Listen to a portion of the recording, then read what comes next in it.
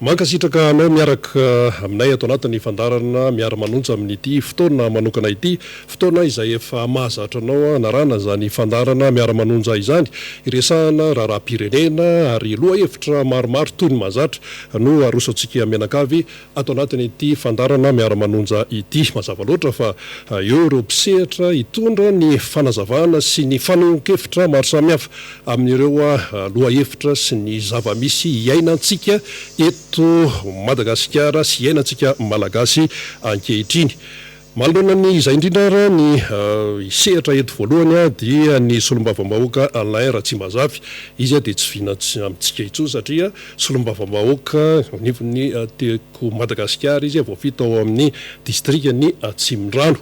Maro ny zavatra horesahana andriamato solombavambahoaka izay ho velabelarina eto araka ny nambara teo fa hitarehantsika azy aloha dia mentsika sehatra aloha ny ankizy madinika, ny zanatsika, ny zandritsika izay nanala ny CPE dia efa mifaly moa izy iny menanao vetrany ary fitarehana ny resaka aloha hidirantsika amin'ny votoatiny. Ia dia faly miarabanao Andriamatorina miara-manolotra ity fandarana ity.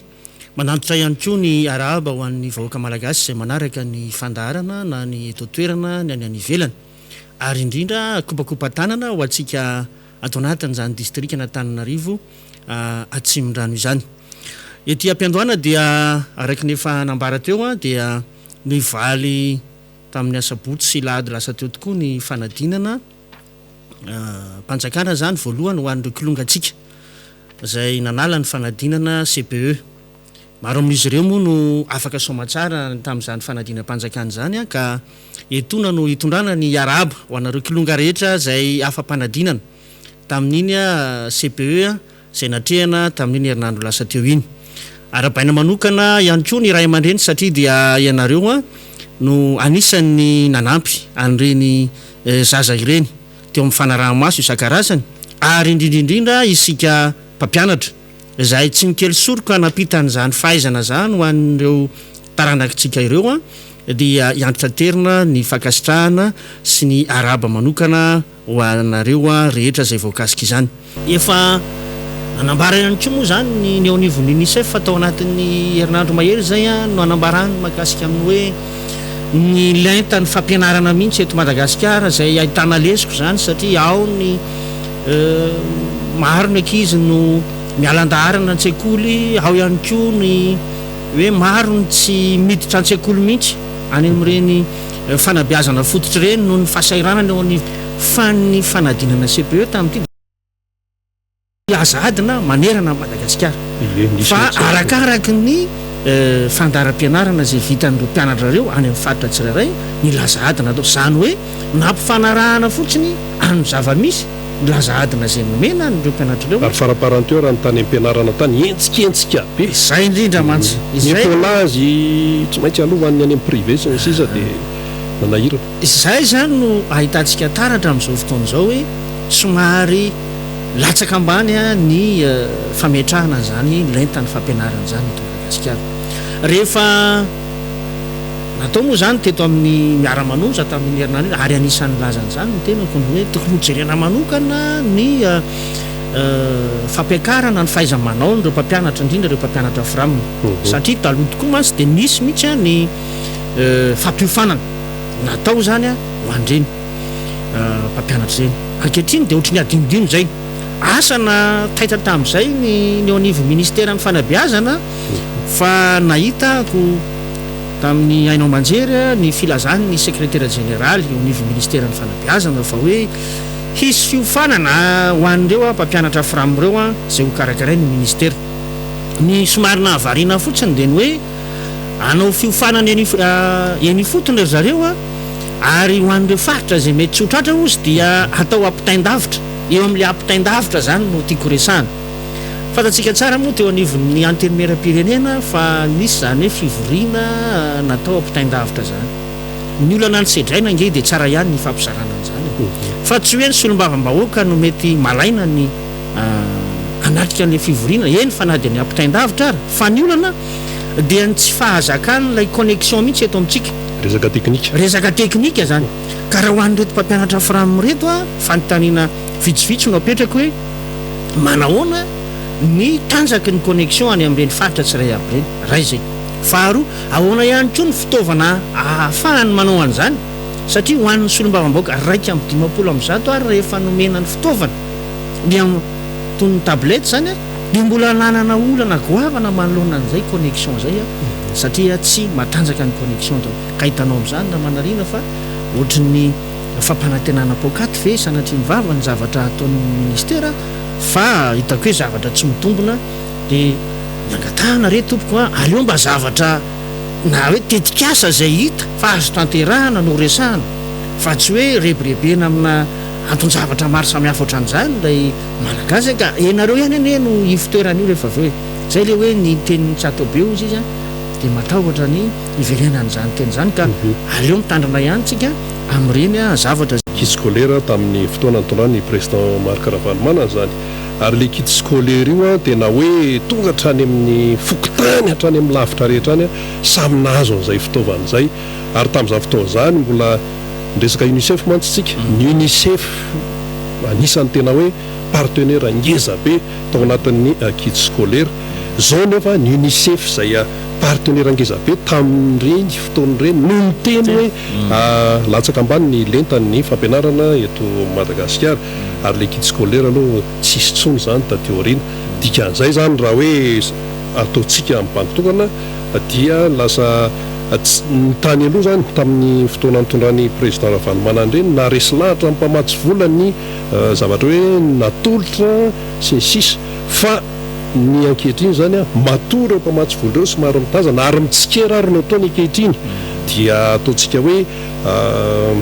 tsy arakaraky ny tena filan'le vahoaka zany no zava-misy amin'izao fotoana zao amin'izay resaka fampianaran'izay fa kely anao na manarina amin'izay zavatra zay a tamin'ny andron'ny président Ravalomanana dia tsaroantsika tsara fa tafiakatra 2.9 ny tahany ankizy niditra an-tsekoly ary mamaim-poana ny fidirana teny amin'ny sekoly fanabeazana fototra le tabler reny hitako mbola misy manao ny tabler mbola misy amin'izao fotoana zao tamin'ity nefa dia hitantsika tsara fa nahatratra 5.3 ny alan-daharana fotsiny ary tafiakatra hatrany amin'ny 5.3 tsy tafiditra an-tsekoly retrereto amin'izay a zany elanelany zany ny fizarana kit scolaire araka ny resahanao teo a dia tena nahazo avokoa ny mpianatra rehetra manerana nosy fa amin'izao fotoana zao a anaovana raha tsy ny amin'ny fomba fitena anaovana parady fotsiny amina faritra anankiray ilay fizarana dia rehetrarehetra izany ny olana eto amin'ny tany sy ny firenena lasa anaovana fisehosehoana fotsiny ny zavatra atao fa tsy tena hoe inona ilay mahasoa an'ilay vahoaka malagasy inona raha misehitra ny fampianarana ahoana ny tena ahazahoana fampianarana tena manana ny lentany eto amintsika fa toa sarotsary mpampianarana indraindray satria ireo mpampianatra firamoreo ny ataony ahoana ara moa ny ampianatra ny zanakitsika nefa izy ary ao anatin'ny aonanana tsy ampy ny oeti-manana hiatrehana n'izany hoe fanabeazana zany fahasiaranana maro miandry azy nefa fampianaran-janaka no andrasantsika amin'ireo olona reo ka sarotra ihany na hitantsika vokatra raha toy ny fanjakana ka anao ambany-javatra amin'ity sehitra ny fanabeazana ity tsy ny mpianatra ihany fa ireto mpampianatra reto ihany koa dia anisany tokony hojerena manokana ny momba azy ireo ya amin'itoy ihany moa ny resantsika eto amin'ny miara-manonja satria izany zavatra rehetra zany iainantsika eto Madagasikara daholo fa miresaka fampianarana sika ny ankizy madinika vao resaka fa raha ny fampianarana ambony grevy etsy grevy ery dia lasa misy fandratra nefa rany rehefa jerenao le izy dia resabola dia mipetraka fotsiny fantaneny maninona moa raha aloha ara-potoana ny volan'le mpianatra sy ny sisa dia tsy tokony isy zany rehetrarehetra zany zao Tomasina hoe grevy ny tany majanga ireny efa nafahampahana sy ny rehetrarehetra dia nareo solombavam-bahoaka solotena ny vahoaka ao anatin'izany rehetrarehetra zany ahoana ny fahitanareo an'izany izy ity ve zany isaky ny taom-pianarana izao dia iverimberina foana zany ny zavatra ohatran'izany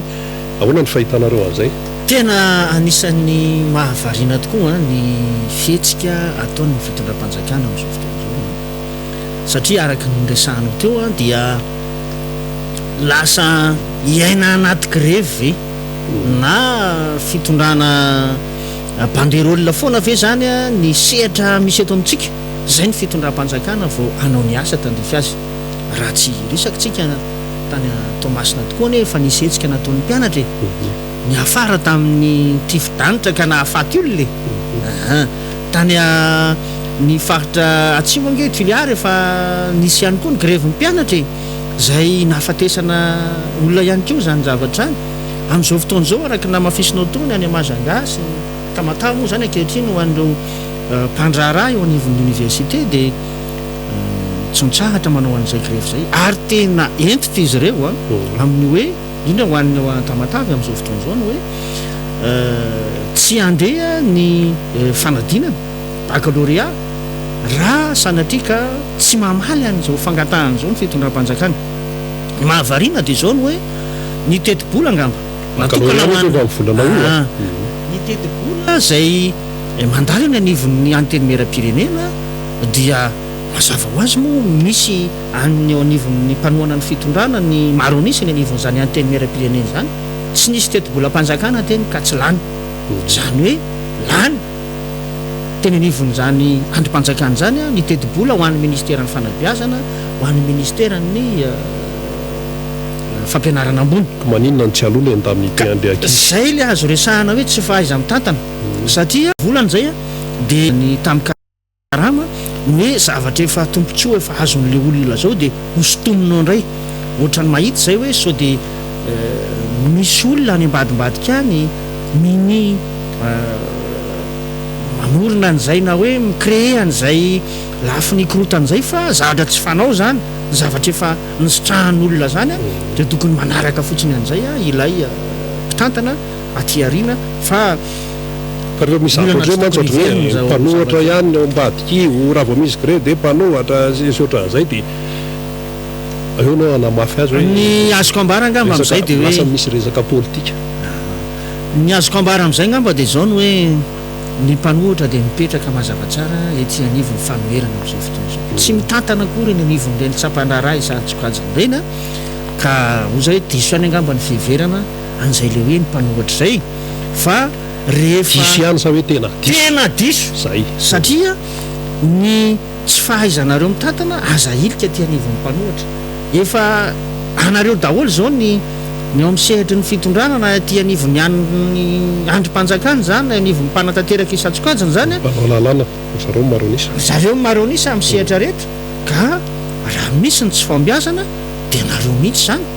no tsy mahay mitantana an'ity firenena ity amito ihany moa ny fandarantsika miara-manonja amin'izao fotoana zao ary fantatra nareo fa tena manaraka tsara mihitsy anyity fandarana ity satria ny fiainantsika no resahany eto ary ao anatin'izany rehetrarehetra zany no mampametra-panontaniana ndray solombavam-baoaka hoe ahoana mihitsy zany no tena ho avin'ity fireneny ity raha izao no fandehanan-javatra satria nasehatra isan-karazany mihitsy ankehitriny tsy misy zay tsy mikaikaika ary eo ny vidim-piainana miakatra ny aretina ny faratsin-dalana sinsisa lalana to ratsy be mihitsy n'le makany Tomasina eo indrindratsika solom-bava-maoka nareo ahoana ny fahitanareo azy amin'ny mba mandondona ihany sa dia ao atsimbazaha zao sa ahoana fipetraka efa ary ihany koa ny fametrahana ny fanamariana amin'ny fitantanana zao fitondran'izao ny firenena fantatsika ary hitantsika amin'ny ainao manjery ny faratsy ny lalana amin'ny faritry Tomasina iny efa misy dobo mihitsy ara amin'ny faritra sasany amin'iny route nationale numéro 2 iny ny zavatra mahavariana nefa dia nisy faritra hafa toy ny hoe ny RN 44 ny RN 5A Ambilobe Voemara sy ny sisy ireny dia efa nisy ny fikojakodrany fantatsika tsara nefa zany lalana route nationale numéro 2 zany fa ao zany ny atao hoe capitale économique atsika satria miainga ao avokoa ny entana rehetra zay ampidinana ny eto andrenivohitra ohatra na amin'ireo faritra samihafa eto Madagasikara satria ny amin'ny mahaporo ny Tamatave izay Tomasina azy moa zany dia hoe ao avokoa ny miantsona ny sambo ao re conteneur zay mitondra ny entana rehetra avy any ivelany ahafahana manodina ireo orinasa eto amintsika satria miakina amin'ireny entana avy any Tamatavy ireny koa ny akora indraindray izay ampiasaina ahodina amin'ireny orinasa izay mamelona ireo olona maro eto amintsika izay miasa amin'ny orinasa isantsokaziny. Ny mahavariana dia ny hoe ny filazana tompony andraikitra ambony eo anivon'ny ministera ny hoe tsy zakany teti-bolam-panjakana ny fanamboaran-dalana eto amintsika fa mbola hitady mpamatsy volontsika anamboarana an'ireny lalana ireny. Ka ahoana amin'ny fer izay alaina amin'ny isako matokasanteny amin'ny station dia misy akana dia tsy ampy ahoana hoe zany fikojakojana lalana zany raha ny route nationale numéro 2 no resahana tsy hoe ange voanao lalana vaovao tsika fa lalana efa misy io zany hoe fikojakojana no andrasana ka itsika efa manana ny fer moa filaza azy teo aloha efa misy ny fandraisana anjara amin'ny tsirairay izay mividy solika ary reny vola azo amin'ny apahany amin'ny vidy solika reny no afahana ikojakoja ny lalana ka variana ihany nakaiza avokoa zany reny volo reny. Raha ohatra ka tsy ampy reny volo reny tsy tokony atao lahara-pahamehana ve satria avokavoko ny fampandrosoana ny firenena zany avy any lalana izay avy any Tamatavy zany satria raha mahitsitsika amin'ireo zavatra mahamaika ny fanjakana amin'izao fotoana izao sy andaniana vola be raha tsy teny ohatra ny kianja amin'ny Barea 77 millions de dollars nge ny vola atokan'ny fanjakana anatanterana amin'ny tanany foto-drafitrasa anankiray io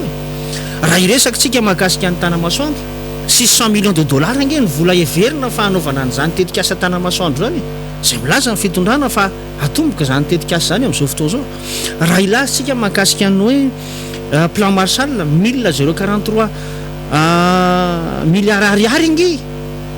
no nitapahana tao anivon'ny teti-bolam-panjakana taona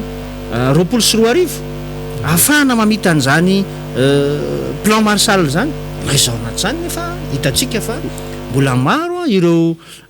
tetikasa izay voalaza ao anatin'izany plan Marshall zany motsy tanteraka raha tsy teny fotsiny ny atao Tsimondrano nampanantenaina ao anatin'izany plan Marshall zany nge ny flyover na ny lalana miantona izay hitatsika hoe everina ho apetraka etsy amin'ny faritra Nosy Zato sy Andotam-penaka iny dia hitatsika amin'izany fa maro ny to lasa nazary lasa fampanantenana ho an'ny vahoaka malagasy fa ilay fanatanterahana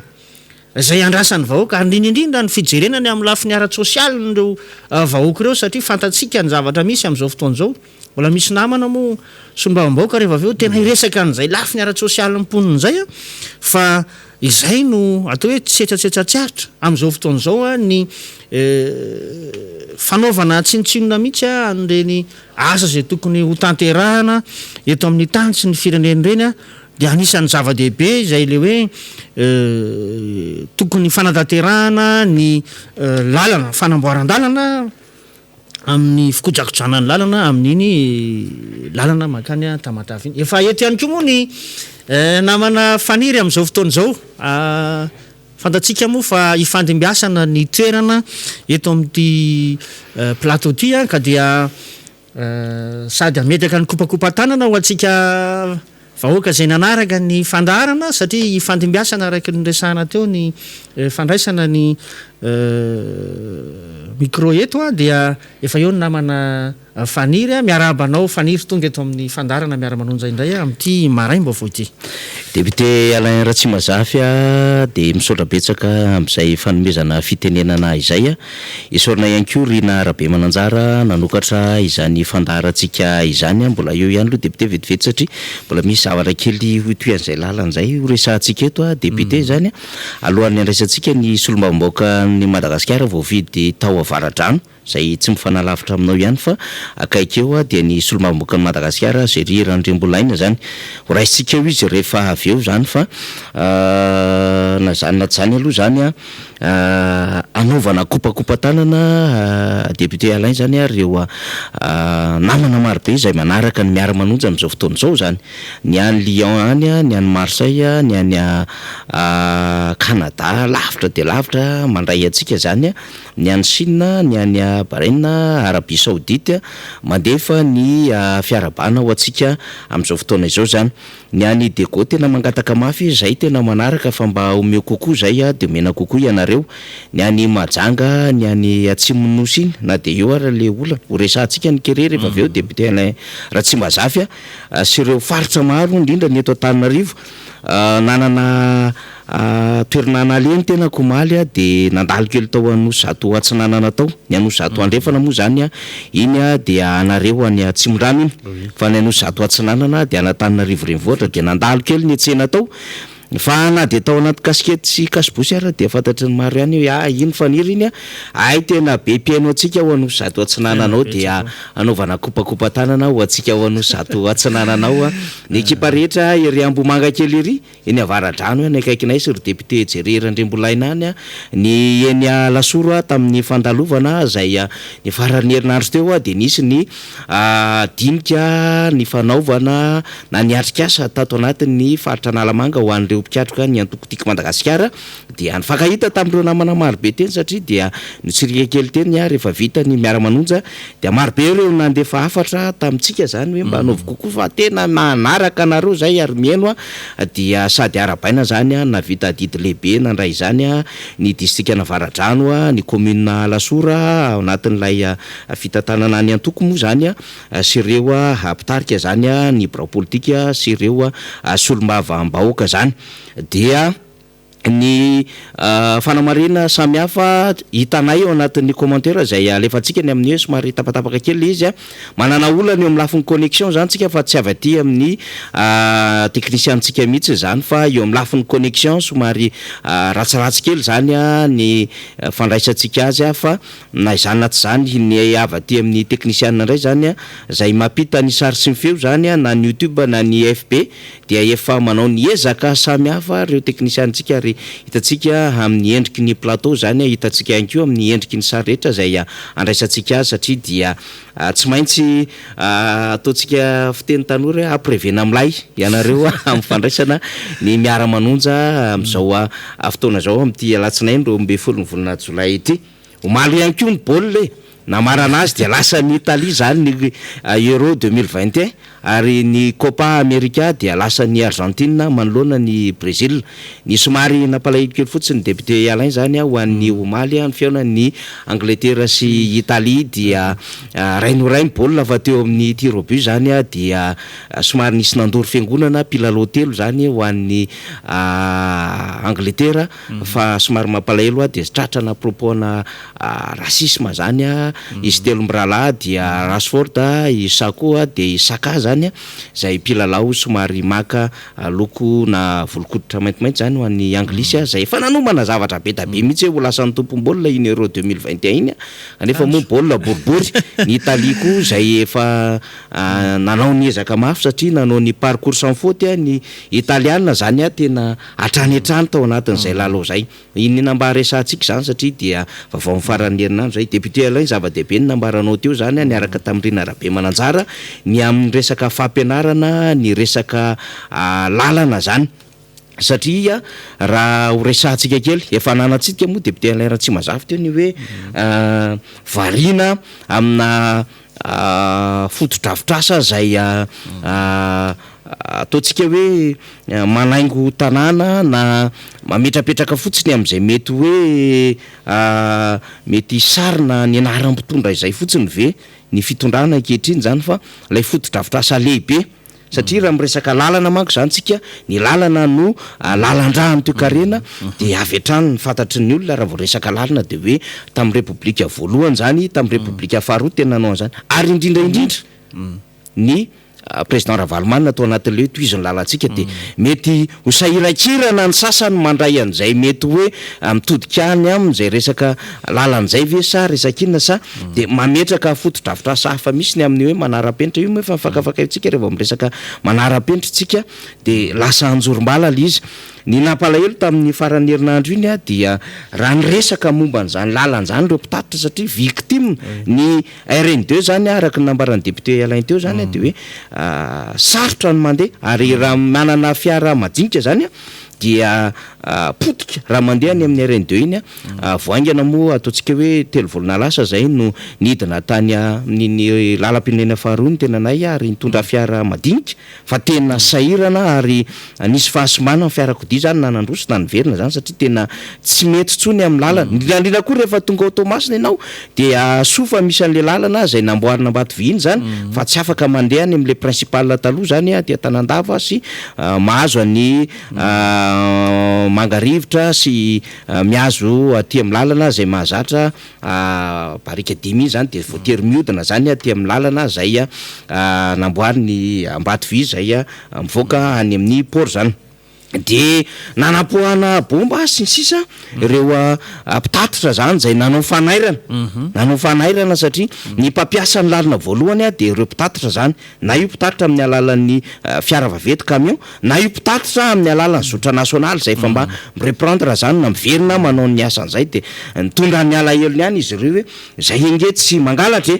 zay inge tsy mandrobe ary zay inge tsy manonga-panjakana araka n'le fatahorany ty fitondrany ty satria isak'izay misy maneho hevitra manko de efa mialoalo ao anatin'ny sainy ty fitondrany ty foana ny hoe saode ikitikitika an'le seza sy le finananay sy le sotra eny ambavanay sy le posinay angambany zany fitondram-panjakana zany a dia tonga amin'izay ianao moa tena nanaitra mihitsy député Alain-Tsimbazafa hoe tena aiza le resaka fikojakojana lalana satria lalana efa vitany reny no tsy ampy fikojakojany tahaka zany ihany koa ny route nationale 4 satria makany Mahajanga amin'izao fotoana zao raha tsy misy everana efa misy lalana misimba ao tahaka n'izany koa ny route nationale 7 zay efa manomboka misy ratsy indrindrindrindra aty Ambositra mahazo Nambohimaso aty zay azo any Fianaratsoa zany fa varintsika zany raha tsy misy manaitra ohatran'izany de ohatrany hoe tena miasa le fitondram-panjakana satria mba manao colisée kely izy ohatrany hoe miasa le fitondram-panjakana mba manao an'le stady Bariam hoe fanaovany anarana l izy fa kianja be ny Mahamasina fahafantarany rehetra azy zany satria misy antony zany anarana zany mato mbola najanona teo antony ara-tantara sy antony ihany koa eo amin'ny lafiny zany hoe ny toerana mihitsy amin'ny akabeany de eo ihany koa le resaka hoe anao sekoly anao base opérationnel anao an'izao fa le tena lalana ny famezivezena mihitsy mipotika amin'izao fotoana zao mahita hoe mbola manana toy an'izay député Alain Ratsimazafy mialatsiny nitazomy kely vetivety ianao alohan'ny idiran'ny député Jerera Andrembolaina rehefa avy eo. Ia namana faniry anamafy kely an'izay aho hoe zo ary zavatra tena ara-dalàna ny fitakiny ireo mpampiasa lalana amin'iny route nationale numéro 2 iny amin'izao fotoana izao satria fantatsika tsara ny fa ireo camion zay mandalo de misy tokoa ny fandanjana eny an-dalana eny ary misy ihany koa ny fividianan'ireo solika zay vao mandeha reny camion reny ka efa mandray anjara mivantana izy amin'ilay latsakemboka amin'io le fer io zany na ny fond d'entretien routier ka ataoko fa rariny sitsiny izao fangatahana ataon'ny mpampiasa lalana zao ary manaitra ny tompony andraikitra eo anivon'ny ministère fa efa tena tsy rariny tsony raha ny fahasimban-dalana amin'iny lalana makany Tamatavy iny eto amin'ny fandraisako mamaraparana fitenenana moa de ny makasika ny amin'ny lafin'ny finoana satria zava-dehibe moa no nitranga omaly zay andro anankiray ho an'ny fimbonam-be ny kristianina katolika ny fanamasinana ny eveka Randriana Tenena Gabriel zany zay hitantana n'izany diocèse ny Tsoromandidy zany miaraba manokana azo moa ny zay eto amin'ny miara-manonja amin'izao fotoana zao ary ihany koa miaraba ny vahoaka ny kristianina indrindrindrindra any amin'iny diocèse ny Tsoromandidy iny satria dia resahana kely zany satria dia olona manana ny mahisy azy zany hoe évêque zany na ny monseigneur eto amintsika dia nahazo olomanga zany ny eo anivon'ny fianakaviam-be ny kristianina katolika amin'izao fotoana izao atreo angamba ny fandraisam-pitenenana afaty amiko namana faniry fa dia mbola manasanareo mirahalahy moa zany mbola ano ihany a ity fandarana miara-maonja ity ary izay ihany koa nanaovana kopakopa-tanana ho antsika rehetra zay manaraka ny fandarana amin'ity maraina ity. Ya dia omendalana zany ny député Alain Ratsimazafy solombamoaka ny Madagasikara voafidy teny amin'ny district na Tsimorano zany tamin'izay fanazavany izay tamin'izay fitondrana lafim-panadihadiana samihafa izay satria dia zay le mahasolombamoaka ny solombamoaka miteny miresaka ary mampahafantatra ny zavatra tsara ho fantatra. Itsika moa zany dia miresaka foana ny zavatra eo amin'ny sehatra nasionaly fa ny mahasolombamoaka ny solombamoaka antsika zay atao anatin'ny miara-manonja ihany koa zay miaraka manentana sy mitondra ny fanadihadiana sy mivavao antsika rehetra dia misy ihany ireo zavatra tsara ho fantatra eny anivon'ny distrika zay misy azy ireo tsirairay avy eny zany. Ny vavao hitantsika ihany koa tamin'ity farany herinandro ity zany dia mbola mitoy ihany la état d'urgence sanitaire zany ao anatin'izay hoe ady amin'ity Covid-19 ity ary ny premier ministre lehibe ny gouvernement moa zany dia mbola nampahafantatra hoe miasa ny CTC ary amin'ny villageoire zany andoha tapenaka zany ary manomboka mailo isika ao anatin'ity variant zay mahoraka be ity zany dia indrindrandrindra ny variant delta zany marobe moa zany ny variant sudaf zay le natahorantsika teo sy ilay première vague tsokotra ny Covid-19 ary de efa miahy andray amin'izao fotoana izao ny rehetrarehetra ny fiainana ara-tsosialy nefa zay tena mitarika zavatra marobe mbola azontsika resahany zany satria ny resaka lafin'ny fizahatany Andriamatoa Prime Ministre ny resaka ny lafin'ny fahasalamana izy miresaka amin'ny lafin'ny fiainany vaoaka amin'ny akabeany ihany koa amin'ny hoe zao sy zao mety ho andraikitra raisin'ny fanjakana sy fifampiresahana eo amin'ireo sampana sy sehatra asa rehetrarehetra za lôzika zany satria dia tsy maintsy manana ny mesure d'accompagnement ny fanjakana manoloana mitony fihiboana tony ary mbola misy faritra moa zany mbola napetraka ao anatin'izay lafiny fitandremana zay raha nambarany teo amin'nivon'ny fitondram-panjakana omaly na ny distrika zany dia distrika Antananarivo renivohitra Tsimorano Avaradrano Ambohidratrimo Fianaratsoa ary Tsirabe voalohany zany ao anatin'izay fitandremana ny fihiboany zany marobe ny mbola tiatsika resahana amin'izany satria tsika moa efa nampahafantatra sy ny lazatra amin'izay hoe zany dia misy andraikitra sy fahadisoany ny fanjakana teo amin'ny fitantanana nyty valana aretin'ity sy ny lafiny indrindrandrindra zay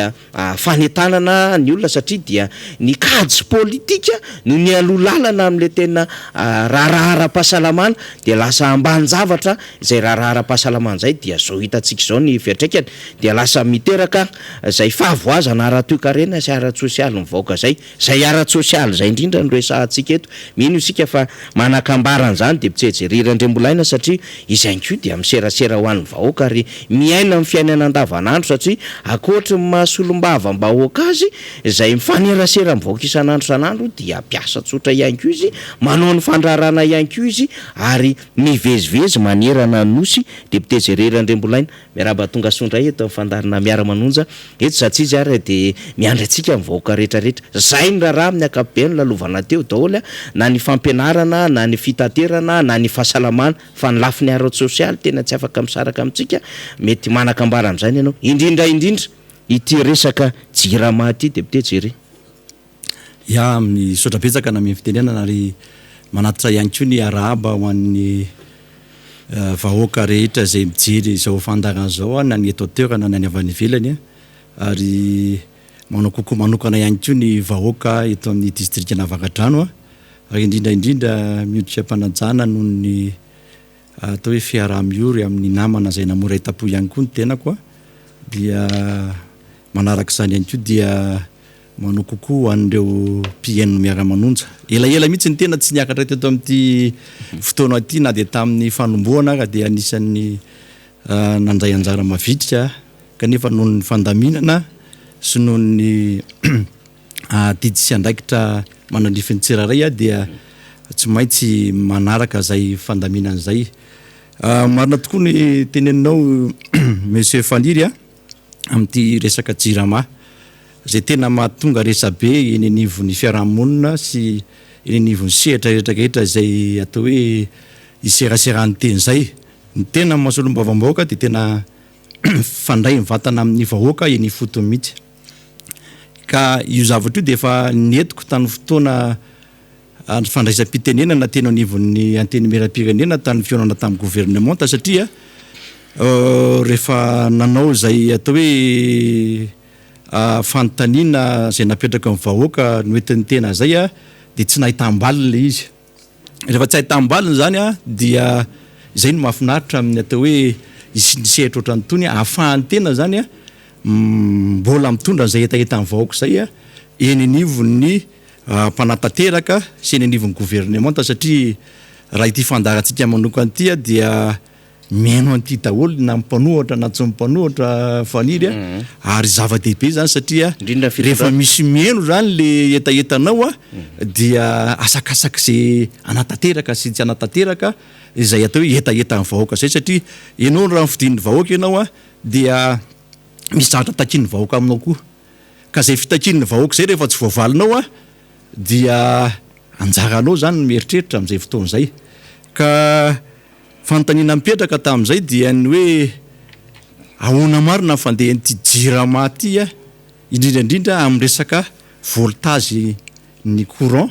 zay jifain'ny mpanjifa satria maro zavatra simba eo ihany koa natao hoe fatapahana lava vokatr'izay hoe tsy fahampin'ny voltage ny courant io zay satria raha amin'ny faritra vakadrano iny amin'ny sabotsina mena ty amin'ny faritra ambonorina sy ny manodidina dia rehefa tonga ny eo amin'ny 9 fito arivo eo a dia tapaka ho azy jiro nohon'le tension ambany de ambany eo zany le olona tsy mahita vaovao de menomenona miantso anao izy na firy député am'sao de mbazo atsona ny jirama ohatr'ohatro ary nataon'ny teny zany kanefa tena koa tsy avita iantso isaky metsika eo fa dia ety am'tony sehatry tony zany no ampitaina zay afatra zay hoe mba tokony ho jerena manokana tompoko zay lafiny tsy fetezan'zay a eo anivon'ny jirama sy ny fanjifana ohatra zay io ny amin'ny faritry lasoro iny a aty amin'ny fokotany Ambatomalaza Amboroy sy ny amin'le hoe Androka sy lasoro ray manontolo Ambodrazaka sy Ambodivoanzy koa de iaran'zay atao hoe tension midina be zay efa nanantona ny tompona andraikitra ny jirama de zay ny jirama tena tompoko niaraka tamin'ny ben'ny tanàna ny tantaran'zay zavatra zay a ndresaka an'zay ary nangataka mihitsy hoe mba hosoloa ireo tension reo kanefa hatramin'izao tsy tanteraka ireo zavatra reo a inona ny antony nefa raha ny atao hoe fikarakarana ny jirama aty anivon'ny atao hoe subvention ny jirama aty amin'ny tetibolam-panjakana dia ny jirama ny anisan'ny tena hoe engarana mihitsy kanefa any amin'le resaka atao hoe famatsiana any amin'ny mpanjifa dia tena atao hoe zéro raha hoe araisina ny note zany ka tsy zarizary zay ny azo anambarana azy faniry a ka ireo zany tokony mba jerena manokana mihitsy ireo zavatra ireo manarak'izay koa dia aty amin'le resaka relevé na compteur zay tena mahatonga resabe satria le mpanjifa ndray any lasa manao le relevé ahoana moa zany rangaty raha ohatra ny asako zao tsy havitanao an'zany ny tenako de tsy afaka manao le relevé rehefa tsy afaka manao le relevé a de lasa mitombo x3 x4 indimy nefatreny a ny facture tokony alohako no alefa ny jirama lasa manao ny asan'ny jirama nefa ny mpanjifa tsy namena fiofanana manokana anao an'izay atao hoe fanaovana relevé na compteur zay tsy omena karama manokana koa izy na hoe mba hoe ataoviny relevé fa ahenanay fa rafaratsy ny vidinjironareo raha zay de ngamba mazoto daholo na ny olom-pirenena tsirairay re miofahofanana ary zay anao an'izay zavatra zay ka mila jero efa an'izay zavatra zay a satria zavatra tsy de mety loatra raha ndraikitra menanao a ahilika ao any amin'ny hafa mazava be fa tsy araky ny tokony ho izy zany ny atao hoe fitantanana ny anano hoe fanjifan'le olona ihany ko eo anivon'izay atao hoe jirama izay a fa mila jerena manokana impiry moa zany nosoloana ny atao hoe tale na ny directeur na ny ministra ny isany zavatra zany a inona le tena antony a tena hoe tsy mahamezany rareo fahafapo ny mpanjifa na ny rano zany a na ny jiro zay tsy faina ihany ko zany a kanefa araka le teny anky teo de hoe subvention jirama de tena hoe tsy tapaka mihitsy a ary tsy maintsy apina foana isaky misy tetibolam-panjakana lanina ao amin'ny anteny meram-pirenena io ka mila jerena manokana zay zavatra zay a fa raha izao kosa ny zavatra iaina amin'ny vahoaka foana dia mipetraka mihitsy naraka nambarany namana zay teo aloha hoe le tsy fahaizany patana mihitsy ve no tena mibahano anatin'le izy ka raha ohatra ka tsy hainao le mitantana an'le zavatra de ampitray fahasoany amin'ny hafa zay tokony mahay mitantany ary zay koa mbola idirako any amin'ny atao hoe resaka sosial zainao teo zay satria tena anay koa de tena ao anatiny hoe tena miatrika amin'ny vatana an'ireo atao hoe olona sahirana satria ny solom-bavavahoaka zany maro na solom-bavavahoaka tsy ao anatin'ny atokotika Madagasikara na any amin'ny solom-bavambahoaka ny maro anisa manaraka amin'ny fitondrana dia mino ary matoka fa mitovy amin'izany daholo hoe am'dimy maraina de efa misy olona miandro tompoko ambaravarany solom-bavambahoaka isanandro resaka tsy fisina resaka tsy fananana asa resaka aretina sy ny karazany kanefa tsy zay ny asa ataon'ny solom-bavambahoaka fa noly le fanjakana tsy mandany ndraiky iny dia lasany tena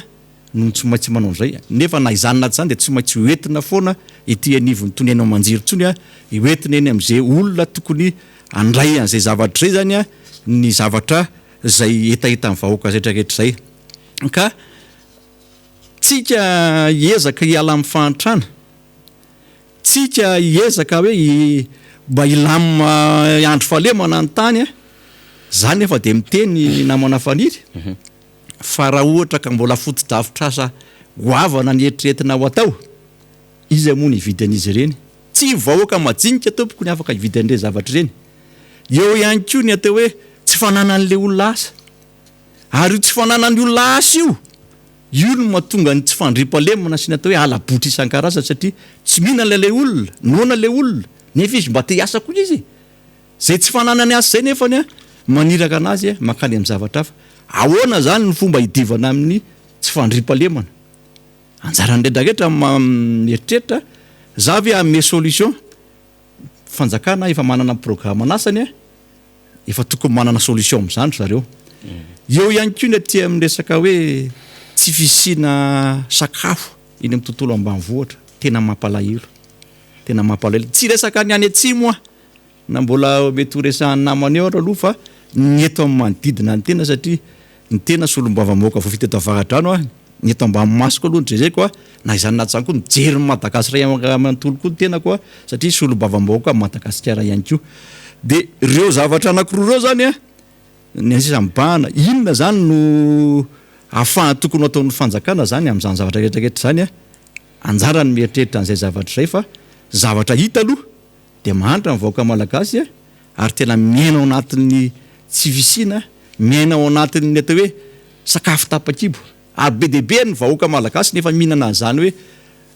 tena amin'ny hariva fotsiny mihinan-kanina na tena hoe tsy mihinana mihitsy koa izy anatin'ny ray andro iny zay namana faniry no atao hoe ao anatin'izay sosialy zay fa mbola hiditra ihany ao amin'ny resaka lafin'ny atao hoe fambolena sy fiompiana satria io koa zany ny faritra varadrano sy manodiditra rehetrarehetra de tena mbola miaino anatin'io zavatra io ary tsy ny varadrano sy ny manodidina ihany fa Madagasikara ray manontolo mihitsy mbola atao hoe 80 isanjaton'ny vahoaka eto amin'ity fireneny ity de mbola tatsah daholo zay indrindra horisantsika mihitsy zay rehefa aveo député Jerry Radrimolaina fa mahakasika an'ilay Jirama resahanao teo tena hitovizany be sy ny maro zany zava-misy rehetra izany manko ny olana manko tena nanantena zavatra betsaka ny vahoaka malagasy tamin'ny taona 2012 ary rehefa nisy fitondrana teo aloha talohan'izay anekaran'ity fitondrana ity de nieritreritra hoe tena ho avy lay Messi tena namboatra n'izany Jirama zany tena hanova tanteraka ary ay zany resaka hoe délestage sy panina teknika tsotra zany hiazosovena tsara ihany zany fa le teo aloha ny tena tsy nahitantana ary tsy nanana n'izany dravitra matopaika zany de samy nintso natoko io an'izay natoko sy nino zany tamin'ny 20 sy 20 ka nanjo ny zava-misy amin'izao fotoana zao dia mepotika zany orinasa mpanjakana izany satria raha ny hitatsika zany dia matetika aloha zany ny tale général ny Jirama no be dia masom-bahoaka hitatsika zany tamin'ilay facture zay nataony Jirama zany amin'ny hoe ny eo papana 2 na 3 amin'ny mahazatra ny vahoaka amin'ny akapobeny. Le mahazatra moa zany de efa tsy hitanao ntsony hoe mahazatra fa de efa midangana amin'ny facture satria de efa ambony be zany ny vidianana ny vahoaka ny consommation zany kilowattheure na jiro zany. Dia raha tsaroantsika lay be dy tany Tomasina le tale général ny Jirama hoe amboary io facture io, de tonga andray le taty aoriana rehefa nisy an'ity Covid-19 ity zany dia nisy le fatapatapahany jiro de hoe tsy mandefitra amin'izany ny fitondram-panjakana fa ainy io anefa ahoana no misy an'izany jiro tapaka zany de zany ny zava-misy eto e. Nefa tsy andraisana fepetra le Jirama na tena marimarina kokoa angambany de hoe tsy de tena manana mahay mizy ve le fitondram-panjakana manoloana le orinasa Jirama raha miseho amin'izao fotoana izao satria raha ny tsy fahaiza mitantana sy ny fahasimba-pitantanana sy ny olana zay miantraika amin'ny vahoaka amin'ny vatana zany de hoe efa tokony tsy amin'izany toeran'izany tsony ny mpitondra mitantana amin'izao fotoana izao. Tsika moa rehefa tsy miteny tsony ny hoe lay minisitra tompon'andraikitra zay miandraikitra mivatana amin'izany departemanta zany zany orinasa raha mbola azo lazainy orinasa mpanjakana zany aza de betsaka no resaka aminy efa tsy miakatra anatina conseil ene zany minisitra tompon'andraikitra fa de mbola io hitantsika io zany hoe misubira zany sy victime amin'izany rehetrarehetra zany dia ny vahoaka malagasy foana. Isan'andro nefa de mahitsitsika hoe de indray fa misy lay karazana hoe pression ataon'ireo fournisseur zany amin'ny Jirama amin'ny raha voatara ny fahamatsinany zany hoe fandoavana ny lela vola satria dia misy an'lay termika zany lay fampiasana groupe lehibe zay mandeha amin'ny alalan'ny gazoal koa anatin'izany zany ane no mitroka ny volan'ny apaham-bola ny Jirama io ray manontolo e. Ny fividianana an'izany resaka gazoal zany zay ahodina amin'ity resaka groupe ity fa isika nefa de manana tohodrano maro be député Jery mbola iresaka barazy ianao rehefa aveo resaka tatsa amin'ny famokarana zany fa itsika de manana tohodrano maro be mihitsy raha tsy resaka tsika ny andekaleka ny telomita tsy azo mpaniry sy ireo toerana maro samihafa kanefa dia tsisy fanamboarana zany de aleotsika manao an'ity resaka groupe ity aleotsika mbola mividy solika lafo nefa na le solika aza dia ny Jirama tsy mahavidy izay satria ny vola rehetra miditra amin'ny Jirama dia alany amin'izay fournisseur zay makaty amin'ny solika dia tsy mahavidy solika ny orinasa Jirama dia tataovana tsosa dia ny fanjakana manao subvention dia raha manao plan de redressement zany hoe zao ny hitondrana azy dia tsy maintsy mbola jerevany conditionné ny eo anivon'ny mpamatsy volantsika zany miditra foana ao anatina conditionnalité amina foelazena crédit ny resaka Jirama na orinasa hafa zany dia zany mahapotika antsika amin'izao fotoana izao dia lasa mivarotra faty antoka le orinasa Jirama lasa ihany koa simba zay tsy ho simba ao anatin'izany ary na ny fitantanana mpiasa ara dia lasa tsy hitanao hoe makaiza sy makaiza ary zany fitantanana mpiasa zany koa mbola hitantsika taratra maromaro zay indrindra fa maromaro ihany koa amin'ireo mpiasan'ny Jirama no manana raharaha eny anivony be anko sy mipaky ane député Jery Randrembolainy andrasantsika hoe aiza reny raharaha reny moa amin'izao fotoana izao ary etsy andaniny koa moa zany de ny extension illicite amin'ireo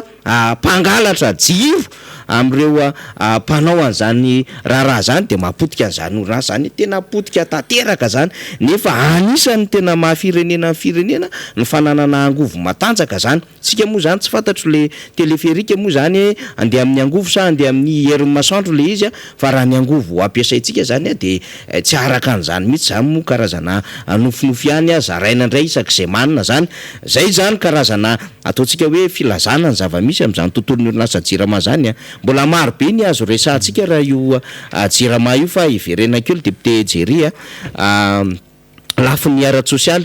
tamin'ny zoma lasa teo raha nandalo teto ny député ny firaisana faharoa Andreana Sostanslasy na député Rastany tena niresaka mihitsy amin'ny hoe tena ity resaka fambolena sy fiompiana ity de tena tokony ifatohany zany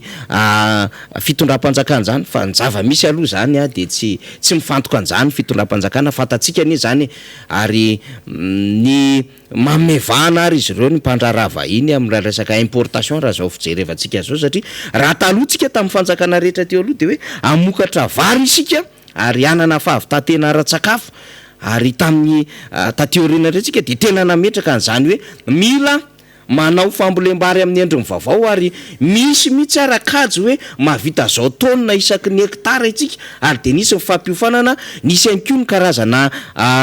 fifaninanana natao ho an'ireo tatsara rehetra zany a zay manao an'izany fambolem-bary zany ary nisy karazana vitrine vao tamin'ny faran'ny herinandro teo zao nahita zany misy vary tsara tarehibe avy any Analavoly vary tsipolotra zay tsy fantatry mponina any zany a tena tsara le vary mena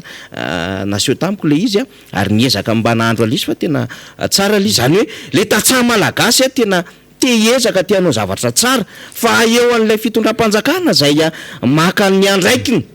zay manko ny ahitsitsika hoe ny fitondram-panjakana zay ny mepahefana de manamora ny fiainan'ny vahoaka amin'ny akapobeny isan'andro ny ataony zany fitondram-panjakana zany ary mila mametraka n'zany politika fampandrosoana sy fitantanana ny fiainan'ny vahoaka zany ka izany zavatra zany ahitantsika taratra am'izao fotoana zao zany zao de meritra ny rano nikopa tena meritra ary ianareo avara-drano sy atsimon-drano a de mahita taratra am'zany zavatra zany ary mahita an'zany hoe tena lasa voatery miandrorana zany tsika nefa fantatsika fa anatin'ny ririny zao a efa dila ny fotoam-pahavaratra efa miasa tany ny rehetra ny baraza nefa zay mety hoe nianterana tam'izay a dia betsaka ny simba betsaka ny tsy lavirary a député Jery miaina ny zavamisy a mihino a fa ny zavamisy iainanao hoe ny avara-drano de iaina ny vahoaka malagasy mihitsy ny am'izao fotoana izao sadritra namana faliry hiditra kely an'ity resaka politika ako satria fiainam-pirenena moa zany de miainga avy any amin'ny resaka politika foana satria tena koa de mpanao politika eo ny fahavoazan'ny olona zay mieritreritra hitondra firenena satria taitaitra fotsiny eny de natositosiko ny olona fotsiny eny de tsy malala tsara inona marina ny zavatra hoetiko ampandrosana ty firenena ity tonga am'zany ty ataoko hoe fitondrany ity tsy mamenatra anay miteny an'izany satria tena atao anaty fanoerana dia rehefa misy zavatra tsy mety de tokony tsy hoekena zany zay zavatra zay satria ianao raha hitondra firenena de mila jerena inona daholo ny marary an'le vahoaka aizy amin'ny fomba ahafahako hitondra nyty firenena ity inona ny fampandrosoana hoetiko ahafahako mitondra nyty firenena ity makany amin'ny atao hoe fialana am'izay fahantrana zay de zay no antony mahatonga ny zavatra ohatr'izao satria na mijery ty ivelany raha ho an'ny olona ty ivelany ary misy namana ihany koa tavaresaka tamin'ny tena de hoe ohatra ny tsy voafehin'ny prime ministre tsony ro membre ny gouvernement rehetrarehetra zay eo ambanin'ny fifeheza satria samy manao zay tany kibony araka le teneninao atao hoe misy tsy mamonjy conseil des ministres eo ihany koa mety atao hoe tsy manakolazaina na tsy manana zavatra hoentina satria ohatra voafehy aty amin'ny fahefana ambony aty zany le zavatra tokony andraikitra omenan'ny ambaratonga ampahefana rehetrarehetra any amin'ny gouvernement isaky tsokady any amin'ny ministera midina hatrany amin'ny faritra sy ny atao hoe commune ihany ko zany zavatra rehetrarehetra zany mila jerena mila fatarina alohan'ny hitondra firenena zany ianao fa raha vao tsy malala an'izay etaeta ny vahoaka sy zavatra manjoa an'le firenena ianao fa te hoe zaozao fotsiny de ohatr'izao ny zavatra efaran'le firenena ohatr'izao ny zavatra efaran'le vahoaka maro eto amin'ity firenena ity de izany zany tokony ho fantatro ny mpitondra hoe reo vahoaka reo nge efa miainao anatin'ny fanitrana ary eo moa zany ny zavatra mampalahelo kely hoe rehefa misy olona tena milaza marina avany ny zavatra faritra italiana avany amin'ny toerana zay misy azy ihany de lazaina foana fa manaratsy fitondrany ianao lazaina foana fa manakihana fitondrany ianao nefa zavatra iainan'ny olona le izy ary zavatra tena mampalahelo de ny hoe reny zavatra tena hoe maharary ny olona zavatra tena hoe tsika hoe tena mamono ny olona reny tena ohatrany hoe hodin'ny fitondrana tsy hita tsy fantatra hoe tsy mahita vahaolana avy izy afa mamahan'le olana na tena tsy hainy le zavatra tokony ataony mba entiny jerevana andreny olona reny zany ka hiditra ty am'le resaka fambolena sy le resaka fiompiana zany ny tena koa marina mihitsy faliry fa ny tenanay ty amin'ny distrika Navaradrano de tena mahita ny atao hoe tena fanatran'le olona ary tena memahantra le olona noho ny antony hoe efa fivelomana sisa no ahafahan'le olona mamelona ny ankonany ny fambolena de sy ny fiompiana miompy izy misy mangalatra le fambolena te amboly izy fa le fifehezana n'le rano zay andraikitsy ny apipa zay zavatra zay sy ny agriculture de tsy mipetraka tsolo le izy inona ny tena antony vokatry le fanotorana tany ve ito amty Tananarivo sy manodidiny ity le lemaka manodidina zany sa le tena hoe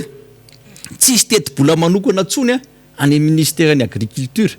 afahandrareo manao le curage le tatatra rehetrarehetra satria YouTube io nandeha teny ny faritsy Ampitatafika mihitsy ako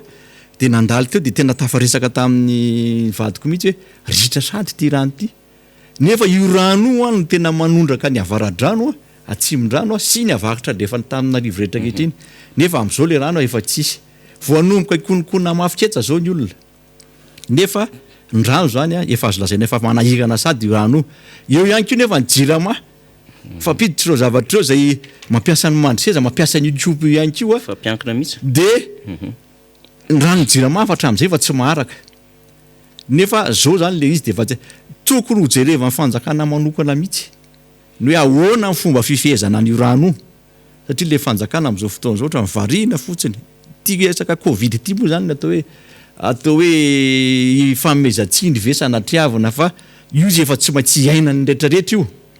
fa ny zavatra atao mbola idirantsika moa resaka vaksiny asitsika resaka kely eo fa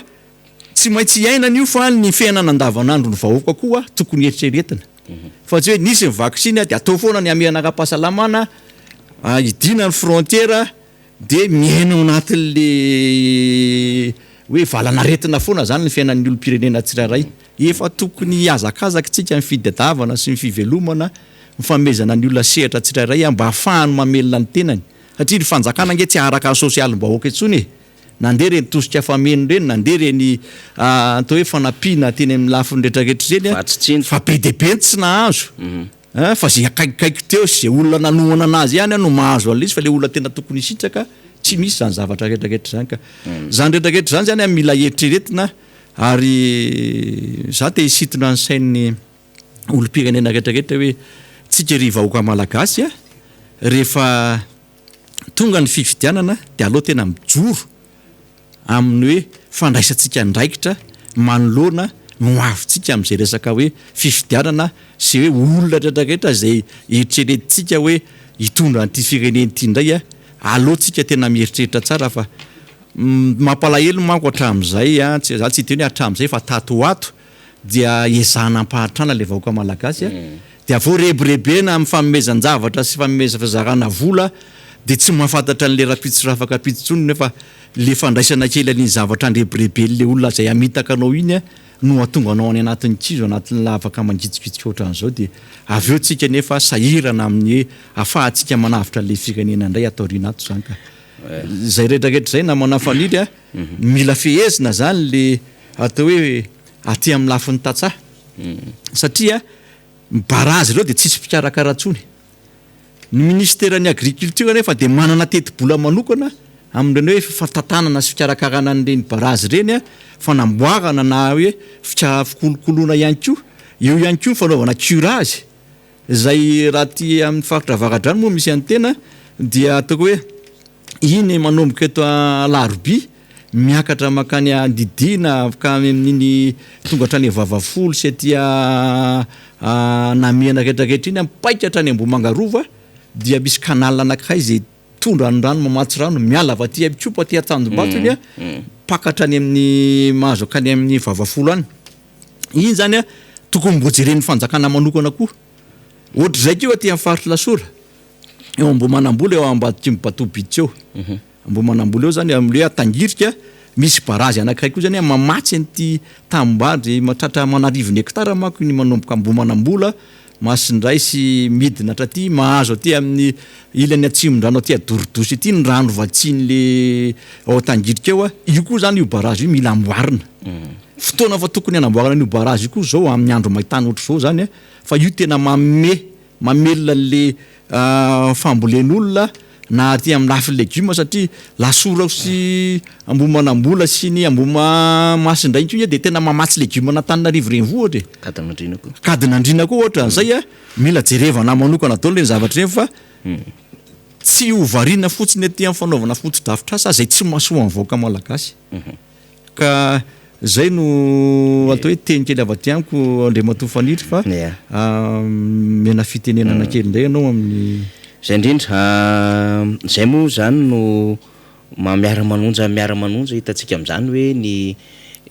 solombavambahoaka atsika dia maîtriser ny zavatra tena iaina ny isan'andro san'andro ary zay nge ny asan'ny solombavambahoaka dia ny mitantara zay ohatra zany zay nyresany tamintsika zay ny sany député Jerry atsika zay ny amin'ny hoe aiza ny lala mibarà satria tena raha izao zavatra zao zany ny mitohy amin'izao fotoana zao de tonga amin'ny fanirian'ny sasany ina moa fanirian'ny sasany de hoe manao importation foana zany tsika fa dia tsy afaka ny amokatra ato anatin'ny tsony zany ary rehefa tsy afaka amokatra ato anatiny mazava ho azy dia tsisy ny exportation zany dia sahirana le fiainan'ny firenena amin'ny akapobeany zany ary de indrindrandrindra le vahoaka le lazaina fa 20 zalo zany efa tsy mintsony am'le 20 isanjato ny tsatsa satria tena efa mihoatra lavitra amin'izay le zava-misy amin'izao fotoana zao itsika tsy raha miteny an'izany de tena tsisy resaka culture de la haine mihitsy zany na incitation zany na désinformation zany resantsika zany fa tena filazana zava-misy amin'ny akabeany satria miara mahita ngetsika hoe délaissé ny social-mbahoaka amin'izao fotoana zao député Jerry fa saika lasa miazakazaka mampiseho zavatra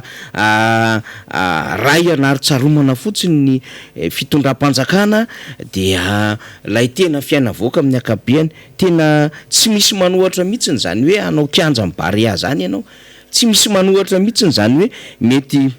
anao ianao am'izay tenen'izay tetika asa tana masoandro fa zao hoe mialohan'izany dia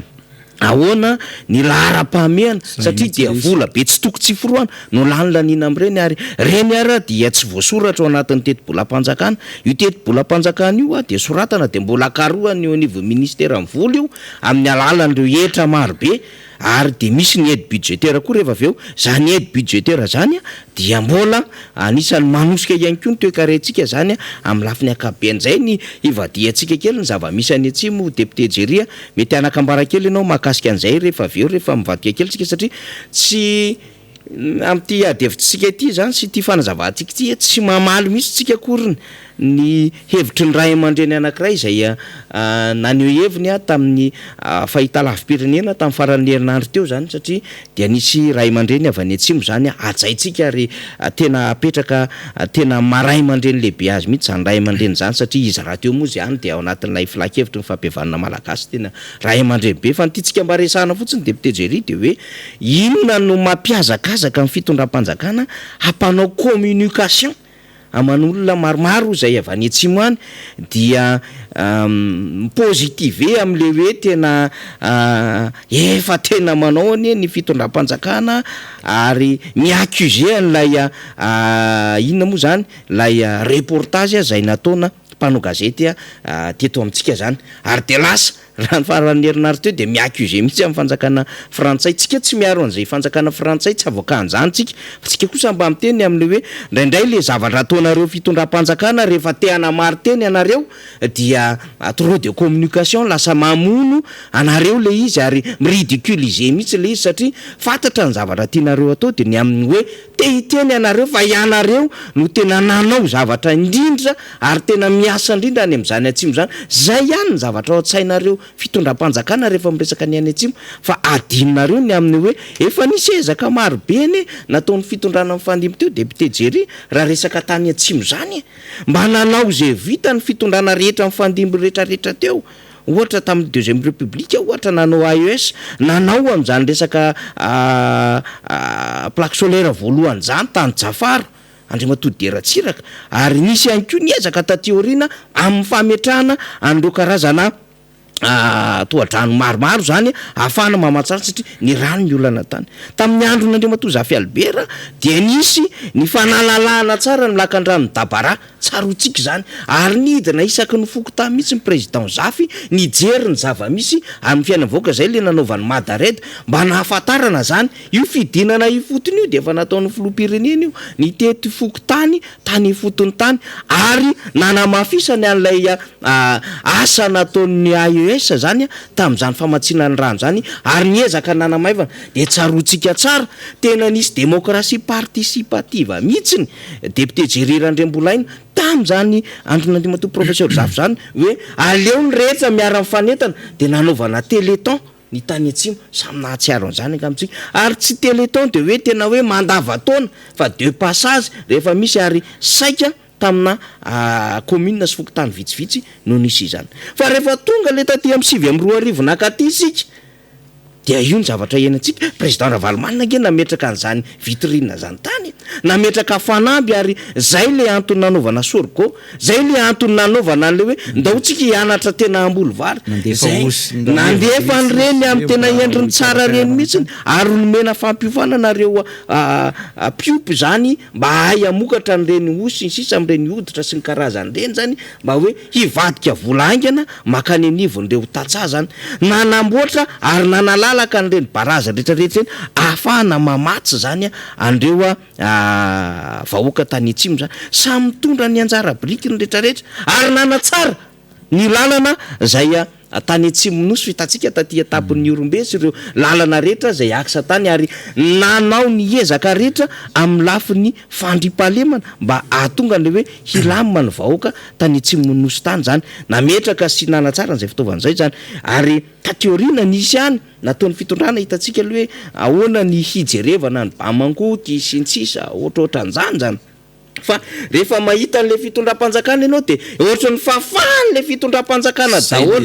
hoe tena tsisy ny nataony rehetra fa izy ohatrany hoe tena nadio be milatsaka avany ambony avany dia mpamonjy ny any atsimo dia rehefa nenonko moa zany mba niezaka kely any zany hoe ndao mba enona moa inona moa zany ty lazainy ty fitondram-panjakana ty fa tena hoe tena manao izy tena miezaka izy de mba miverina meno an'le archive-tsika tamin'ilay fidinan'ny filoham-pirenena tany atsimo tany amin'ny volana oktobra de meno an'le caravane du sud dia mijery ny zava-misy amin'izao fotoana zao de hoysika tohatra mepira ihany le situation fa tsisy fiovana fa ny zavatra namaika an'le fitondram-panjakana fotsiny de hoe tena hanova ny pejy aty atsimotsika zay manko ny kabary nataon'Andriamatoa Filoha tamin'ny volana oktobra tany tena teo aloha de zatra nangatakatsika sy ny toloram-potsiny tamin'ireo mpamatsy vola fa amin'izao fotoana zao tsika tena isika mihitsy no andray an-tanana tena hanao zavatra ngeza be tsika ale voara tonga taty amin'ny caravane du sud anao to mbola misy ezaka ataon'le mpanampy ihany le mpamatsy vola ihany ahafahana manao an'le caravane du sud sy indrina na manafaniry no zavatra mampalahelo amin'ny hita amin'ity firenentsika ity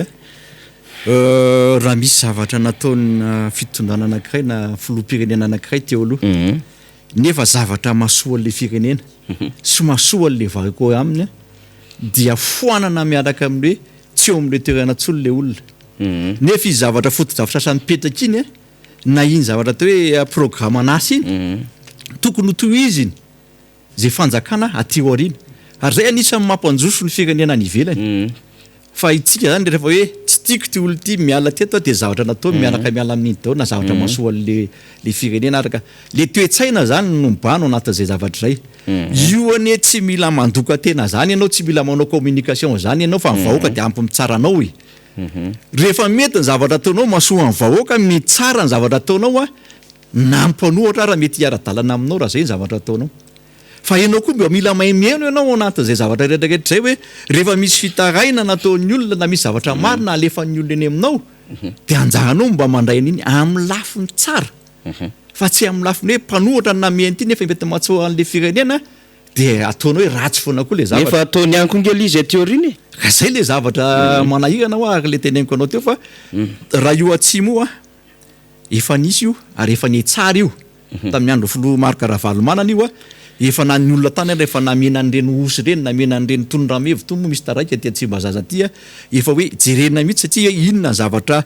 mety any amin'ny tany io na fiompiana na fambolena de efa nieritreretina daholo zany zavatra zany tamin'ny fotoan'androny kanefa nohon'le zavatra nyseho tetỳ ananana tatya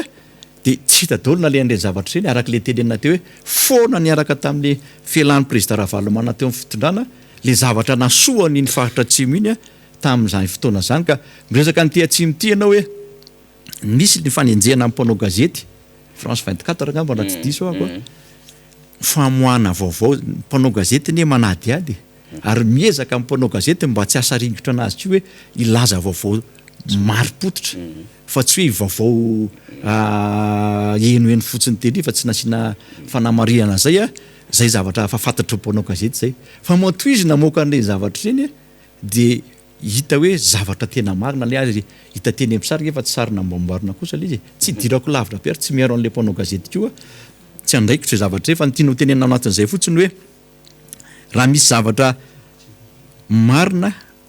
aza toerina le zavatra raha hitanareo fa masoa ny fomba hitondrana an'le firenena zany le zavatra zay hitan'ny olona ka anjaran'le fomba fitenenana moa hoe atsipony tady ny pony malala moa atsipony teny ny pony malala atsipony tady ny tandriko ny omby anjaran'zay mandray an'izay zavatra namana faniry fa raha ny zavatra misy am'izao fotoana zao aloha dia hita hoe averiko foana zay mimahanitra ny vahoaka malagasy ary matsapa tena fa tena sahirana ny olom-pirenena tsirairay de hiditra kely fotsiny am'le resaka vaksiny namana faniry satria resa be koa izy am'izao fotoana zao satria vita le andeha amin'ny voalohany isy ve ny andeha amin'ny faharoa sa tsy isy prime ministre moa zany ny teny fa isy amin'ny volana aogostra ny andeha amin'ny faharoa Covishield ve sa Johnson 165 000 doses mbola tsy fantatritsika zany hoe firy marina fa zay zany aloha ny filazany fa ny zavatra tiako ambara anatin'le izy fotsiny teny hoe tokony sitraka ny vaksiny daholo vahoaka malagasy ary raha ohatra ka hoe hiady amin'io aretin'io tsika de tsy misy akoatra ny vaksiny tompoko no ahafahantsika mandresy an'io ahafahantsika miatrika amin'ny fiainana isan'andro indray fa raha ny akoatra zay zany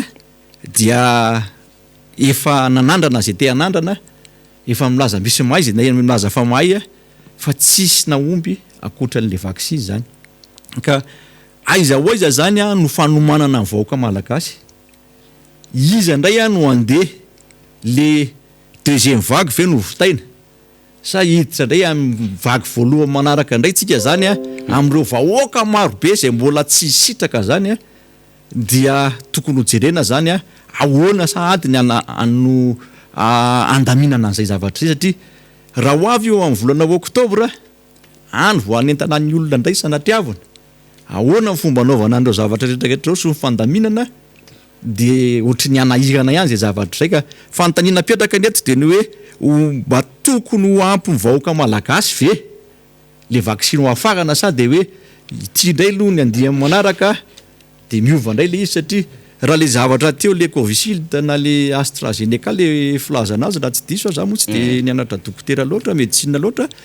ny fahalalako anazy dia nisy resabe teo vita le izy de nisy resabe hoe tsy eken'ny vondrona européenne indray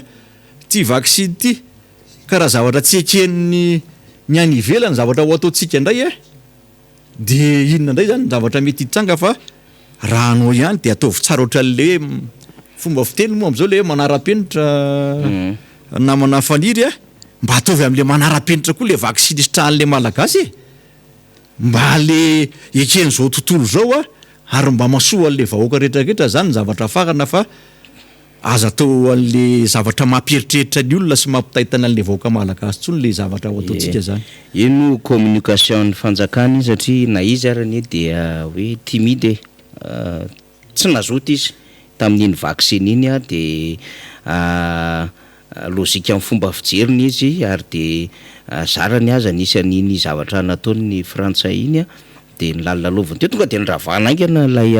vaksiny le olona mbola nilahatra vaksiny teny amina na toerana samy hafa zany zay saika mbola anao zay vaksiny zay nefa de nisy le fanentanana iny moa zany tateo aoriana mivay ihany le satria dia mahazo ny toky teo amin'ny sehatra iraisam-pirenena satria ny vondrona européenne mihitsy aza sy ny teo anivon'ny Nations Unies izy dia nanao an'izany vaksiny zany nampiseho hita maso fa ao zany AstraZeneca ihany iny zany fa lay communication moa zany ny fanjakana io izy io fa ny prime ministre iny zany ny teny an'izay dikan'izay zany fa resy lahatra izy anie zany satria fatany fa ho mafy be ty variant mandehandeha eto seroty ary era-tany koa de mametraka am'izay hoe zay tsy vita vaksiny de dikan'izay zany hoe na efa nisy vita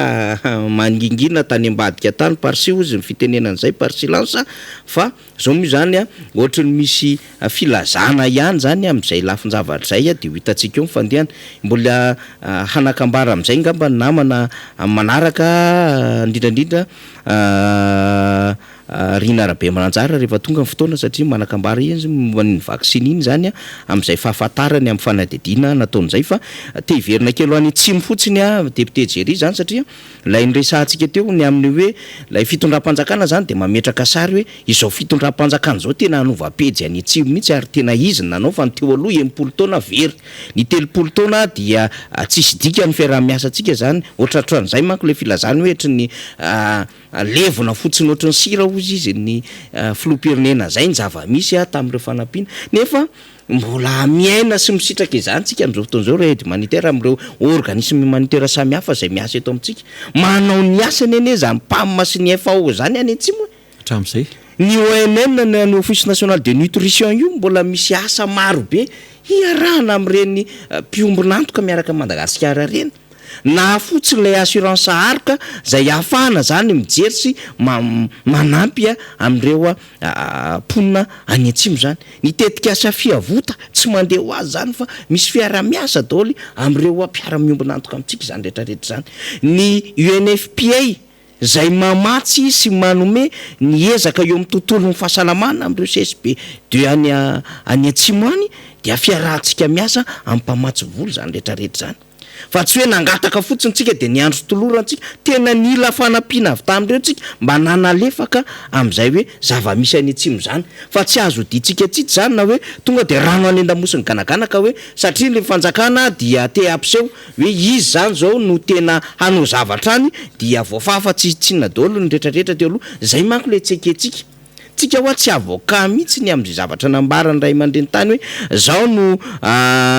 nataon'ny frantsay sy ny sisa amin'ny accusena sy ny karazany tsy midrany tsika amin'ny resaka raketa fa fanazavana techniquement sy fanazavana ara-géografika dia tsy ampy mihitsy ny rano any atsimonosy ary tsy vitany tsy ampy amin'ny alalan'lay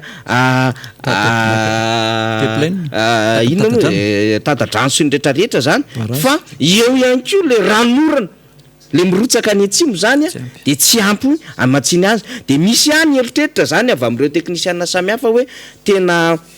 misy an'io rano matsaboka io sy ny ranotsira zany hoe ny ranomasina zany tokony avadika ho rano fisotro ny any firenendehibe de efa manao an'izany de pitejery io atsika mpanaraka miara-manonja hoe io ranomasina io a de avadika ho rano fisotro madio ary de misy samy miketrika ihany ko hoe ahoana ny taritana rano avy aty tadrany de hoe misy manao ny pipeline projet ana pipeline zany any efa elany zany fa tsy hoe ty fitondram-panjakany ty miresaka amin'ny FAO dia FAO makaty ambovo be androsiny sisa de hoe izy no anao an'izany efa nisy étude ela be nataon'ny technician zany ary naninona no safidy any FAO de hoe efa nisy étude zany nandeha tao amin'ny tany atsimo nosiny raha miresaka tsika ny any atsimo efa nisy forage maro be natao tany ary zany nataony fitondram-panjakana teo aloha tamin'ny andr'Andriamatoa Marc Ravalomanana zany hoe ahoana ny ahafahana mikaroka rano de nisy any projet na forage maro be reny nisy ezaka fanalefahany zany fa tsy voatonga ianao akory ny tam'de 724 de mieritreritra ianao hoe de anova mipejy ny any atsimo mipejy miova aloha de mipotika ny any atsimo mekereny vahoaka tsy fisitsakafo tsy fanjaritsakafo ary tsy fahampininy zay tena hoe rano fisotro madio sy tsy fisinasa zay mipejy miova de miala any atsimonosy ny ponina any am'zany toerana zany fa nga nisy phénomène remena bila tamin'ny fitondrana amin'ny fandimy rehetra teo aloha zany any tena mihoatra na tena famonona mpiarabelona mihitsy zany phénomène zany fanapotehana mihitsy zany satria lasa miala am'le tanàna raha misy olona tena manana kolotsaina ary manaja an'izany kolotsaina zany reo any amin'ny faritra atsimonosy reo ary tsy mahafoy miala am'izany tanàna an'izany satria mametraka ho zava-dehibe ny fiainany sy ny kolotsainy sy ny tena hoe fiarovana an'izany tanàna zany fa zao tena tratrony tena tsy vidiny ary zavatra mafiny mianjady am'ireo vahoaka reo de voatery miala izy de raha miteny zany fitondram-panjakana hoe tsy voatery angataka tsonitsika tsy voatery miandro tolorantsika sy ny sisa de zao hitatsika io ataovy ara ny ezaka rehetrarehetra va ny fitondram-panjakana raha miteninareo hoe manana fanampy 3 zay sy tetika 170 de eo zany ny solombavamboaka moa ny teny am'izay hoe aiza daholo zany ny ahitanan'zany lelavola rehetrarehetra zany am'izany mitetika asa 170 zany ary raha miresaka ny hoe nde anao zay hoe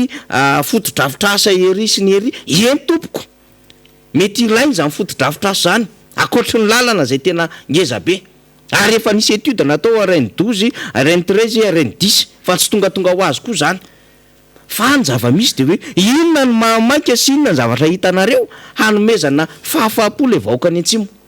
satria de tena ao anatiny tsy fantsaretsakafo ary ny taolana mifonoditra tena mampalahelo de mampalahelo ny sary avy any antsimo de pitejeria tsy fidino atsika mahita an'izany zavatra zany fa manam-pirofo satria misy lanceur d'alerte maro be tany antsimo ary misy olo-mavoakana nanazavana zany ny zavatra misy any Tsiombe ny zavatra misy any Bekily any Belo ny zavatra misy any Ambosary any Fotaka ny Tampolo sy ny sisa rehetrarehetra zay any amin'ny faritra Atsimonosy iny dia tena hoe mandona ny fo zany satria tena lasa ohatrany hoe misy fiparitahana lay kereny nefa taloha tany de saika faritra kely sy commune ray na roa na telo raha be indrindra raha nisy an'izany fa zao izy dia saika mihitsiny lay faritra telo Anosy Androy sy atia Atsimo Andrefana de atosehan'izany rehetrarehetra zany de mampalahelo zany ary raha miresaka am'izany tsika tsy mitenkorony tsika hoe de faly tsika mahita fa hoe zany zava-misy fa le fitondram-panjakana zany de ozy tsika hoe ozy le fitondram-panjakana zay nge tena tsy matory Andriamanitra rariny zany aleonareo tsy atory am'mihitsiny satria nahazo vahoaka sy nametraka fitokisana aminareo re vahoaka tany Atsimo reo rozy tena mitsemboka mihitsy zay mitototo mariny zany tompoko aleonareo hitsemboka mihitsiny hikaroka vahaolana amin'ny Atsimo satria nomen'ireo vahoaka tamin'ny fitokisanareo ary raha miteninareo hoe izahay anie de tsy mitsahatra manoezaka mihitsy hikaroana amin'le volan'le front propre interne ato anatiny rariny raha teo zany satria tena nijaly reo vahoaka any Atsimo reo ary tena nanao ny ezaka rehetrarehetra reo vahoaka reo nametraka anareo teo ka atotopeny mérite salaire ozy ny fitenenina zay jererandrembolaina amle hoe zay mba nanome fahefananareo kosa tompoko azo atodiana lamosina ary aza ampijaliana le vahoaka tsy hoe nareo miteny hoe tsy mbola nisy nitodika aza atao tsony le resa be fa tena avadio asa fa zany zavatra tsy mivadika kabary tsy mivadika asa ataonareo zay mahapotika vahoaka malagasy député jererandrembolaina nanomboka tamin'ny 2009 mihitsy raha natsikatrinareo no nanomboka nisiny hoe niakatra be zany le tsy fandaritsakafo tao Atsimo tao zany sy le kerera zay ny azo ilazana anazy no niantony reny remena bila tamin'ny fotoan'androny reny raha fahalalako anazy teo ihany koa ny napiny tataorina tato zay raha mahafantatra tsy de nisy fijerevana manokana loatra ny zareo reo akoatra n'ireo nitenenina hoe mpamma sy ny ONN zay nikalakara azy teo zany fa rehefa tena hoe tafiditra lalina le kere zay voataitra le fitondram-panjakana ary zavatra mampalahelo le zavatra ohatran'izay zay le teneniko hoe mila mijery sy mahafantatra ny zavatra misy aloha zay vao miroso am'izany hoe tatana firenena zany eo ihany koa zany ato am'le hoe zavatra tsy nisy hatramin'izay ny ainana ny hoe mpitsoponena anato anaty hatramin'ny natsiro vaokasena mbola tsy nahita hoe mpitsoponena anaty eto Madagasikara fa zany zavatra zany fa tena hoe miantra amin'ny ain'ny olona mihitsy efa tsy zakan'le olona tsony mihitsy de zay mahatonga lolo hoe mitsoponena nany am'izay tany andehanana amin'ny fotsiny ny rahantsika ireny olona fa nandalo teto Antananarivo zavatra mampalahelo fotsiny zao hoe nakaizy ireny olona reny amin'izao fotoana zao mba nisy nikarakara ihany koa izy ireny sady hoe nandalo teto fotsiny de nandeha tany am'izay nalehany tany reny zany mba tokony jerena manokana mihitsy momba an'izy ireny sy ny tany indrindra ny amerenana an'ireny olona reny any amin'ny faritra ny eviny zany koa no tokony eritreritry ny fanjakana hoe jerena hoe ahoana ny fampandrosoana ny toerana ny elan'le olona sy ny karakarana an'io de reny olona reny zany tsoponena reny averina eo amin'ny toerana misy anazy mba hisitrahany ndray ny fananany sy ny arenany rehetrarehetra zany zay zany ny zavatra tokony horesahan'ny fanjakana fa dia tapitra moa fotoana zay andraisako fitenenana namana fanitry fa dia misaotra antsika rehetrarehetra misaotra ny teknisiana ihany koa misaotra ny mpiaino rehetrarehetra ihany koa ary dia manatitra ny zay atao hoe fametrahana kokoa kely zay tena koa dia miraso atsika rehetrarehetra samotain'Andriamanitra mbola ho avy ihany amin'ny fotoana manaraka monsieur Faniry. Zay indrindra député Géry Randriambolaina voafidy tetsy amin'ny disika Navaradramo moa zany député atsika zany tena samy manana ny anitra ho azy ireo solombavambahoaka Madagasikara atao anatin'ny miara-manonja satria de misy be ny tanàna inefatra ny fandimby député atsika Natsimorano zany misy mpampianatra mpikaroka mpampianatra misy nianatra momba zany marketing sy ny management sy ny fitantanana zany teo amin'ny sehatra iraisam-pirenena ny solombavambahoaka atao anatin'izany miara-manonja izany ny tiako Madagasikara misy solombavambahoaka ihany koa zay manao ny fandrarana na amin'ny endriky ny fandrarana ankabeny zay mitatana orinasa sy ny fandrarana zay tena hoe manao ny famokarana mihitsy zany misy ny mpisolo vava zany rehetrarehetra zany tena hoe tsy de tena hoe solombavambahoaka zay noho ny zava-misy fotsiny de tafatafapetraka teo fa tena hoe nisy ny fametrahana sy fijerevana zay hoe andraikitra sy toerana lehibe nisy an'ireny solombavambahoaka reny dia mipetraka reny solombavambahoaka atsika ireny ary misy de efa tena solombavambahoaka inefatra mihitsiny teo amin'izany andraikitra zany raha any amin'ny toeram-pampianarana zany rina any an-dakilasy raha zany hoe doublon na triplan zany tena mpianatra tsy mahay zany fa aty amintsika zany rehefa hoe voaray fantelony na fanefany zany dia tena mahay zany ary akasitrahany vahoaka satria ny vahoaka no mitsaran'izany miveriny rina Rabe Mananjara mino fa mbola ano izay fanadiadiana sy fanazavana zay tsara ho fantatry zay rina Rabe Mananjara. Ya toy ihany ny fandarantsika moa zany atao anivon'ny miara-manonja araka izany efa maro ny zavatra nresahana teo ny resaka lalana, ny resaka fampianarana, ny resaka kere sy ny sisa de efa natsidika reo teo ihany koa Faniry niaraka tamin'ny solombavambahoaka ny resaka vaksiny. Za miteny aminao fa mampanao gazety dia tsy mandra ny saina fa tsy maintsy manadiady ary mpanao gazety mandehandeha tsika mpanao gazety mantsy misy karazany misy ny hoe eo fotsiny izy de miandry ny vaovao amin'ny internet sy ny sisa fa ny tena resaka kere mantsy nareo teo momba le hoe mpanao gazety namana vahiny iny zany fa ny tena hoe aindehibe ny fanaovan-gazety de ny fijerena ifotony mihitsy satria le mpanao gazety no maso mahita sy ny sofin'ny olona zay tsy tany an-toerana zay no izy ary na iza mianatra ny asa fanaovan-gazety de tsy maintsy mahafantatra an'izany hoe fototra izany amin'ny asa fanaovan-gazety zany amin'ny hoe fomba fitateranao an'izay le zava-misy izay ka izy io zany re fanamafisan'ny mpampianatra ary eto moa somary tondrako fanazavana kely hoe misy mahasamy hafa kely ihany ny atao hoe style ny anglophone ny américaine sy ny anglophone zany any Europe maneran'izao tontolo zao sy ny frantsay ohatra de eo ihany koa ohatra ny isika ty amin'ny tany andalam-pandrosoana satria raha ohatra ianao zao manao fiofanana ka anglophone mampiofananao américaine de ny azy tonga de mahitsy hitantsika reny raharahany tamin'ny Watergate namany tany États-Unis zatra nafana be zany fa ny tenen'ny mpampianatra de tsotra ihany ny fiarovana voalohany any mpanao gazety dia ny fahamarinany vaovao sy ny profo zay zany le izy ka raha ohatra zany zay zavatra iny jerentsika na inona hoe sujet resahana de zay foana ny profo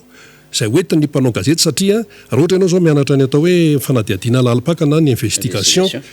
de fantatrao ny théorie fa raha mitany an-dalam-pandrosoana ianao tahaka ny eto Madagasikara de alao tsoroneto fa sahirana ianao mikaroka an'ilay vaovao zany satria le zava-misy mantsy le investigation mbola fanatsikafona izy ny tany ampianarana amin'ny resaka journaliste fanatsikafona raha nykere nefa ny resahanareo teo zany de hoe io izy io efa nisy hatramin'izay fa ny fomba izay hoe tanteran'ny mpanao gazety azy no mety samy hafa raha zavatra karakiray no miseho mpanao gazety mahafantatra hoe za mijery angle vary ry mpanao gazety ry mijery angle vary sinsisa ka izay zavatra hoe zany no tiana mafisina tsara hoe na resaka covid io na resaka kere io na resaka inona io dia ny pirofo foana no mitondra azy eto zany zao raha iresaka momba n'le ty resaka covid ty dia ny hitako hoe maninona moa no ohatrany hoe maisatra sy hoe miramina hoy ny fitenenantsika azy ny ferovana sy ny hoe fanentanana ny olona zany amin'ny resaka hoe miaro tena ny vaksiny ao anatin'ny fiarovan-tena